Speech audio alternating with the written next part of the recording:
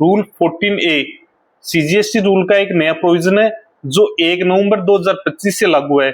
इसका मकसद है कि स्मॉल बिजनेसेस को फास्ट ट्रैक जीएसटी रजिस्ट्रेशन देना। अगर आपका प्रोफाइल लो रिस्क है तो आपका जीएसटी रजिस्ट्रेशन 3 वर्किंग डे में ऑटो अप्रूव हो सकता है, लेकिन हर कोई इस स्कीम में नहीं आ सकता। आपकी मंथली जीएसटी लायबिलिटी 2.5 लाख से कम होनी चाहिए B2B सप्लाई पर।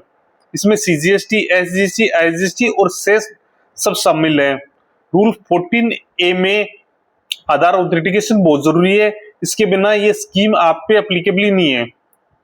और एक और कंडीशन ये है कि आप एक पैन पे एक स्टेट में एक रजिस्ट्रेशन ले सकते हैं, और ये स्कीम कंपोजिशन टैक्स पेयर के लिए नहीं है। इस स्कीम में अप्लाई करने के लिए बहुत ही सिंपल प्रोसेस है। आपको जीएसटी पोर्टल पे जाना है, आप जीएसटी रजिस्ट्रेशन का फॉर्म होते हैं फॉर्म RG01, उसमें पार्ट भी होता है, उसमें एक ऑप्शन आता है कि रूल 14A के अंदर अप्लाई कर रहे हैं या नहीं कर रहे, उसको आपको यस करना है और उसके बाद में आधार ऑथेंटिकेशन के साथ एप्लीकेशन को सबमिट कर देना है। तो आपको 3 दिन के अंदर अंदर जीएसटी रजिस्ट्रेशन मिल जाएगा।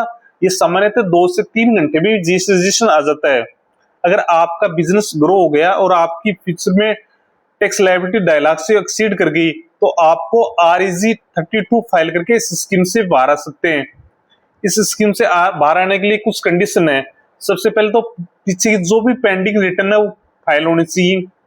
इसके अलावा आपको मिनिमम 3 रिटर्न इस स्कीम में फाइल होनी चाहिए यदि आप 1 अप्रैल 2026 से पहले अप्लाई किया है, और यदि आप 1 अप्रैल 2026 के बाद अप्लाई करते हो तो एक टैक्स पीरियड की रिटर्न फाइल होनी चाहिए।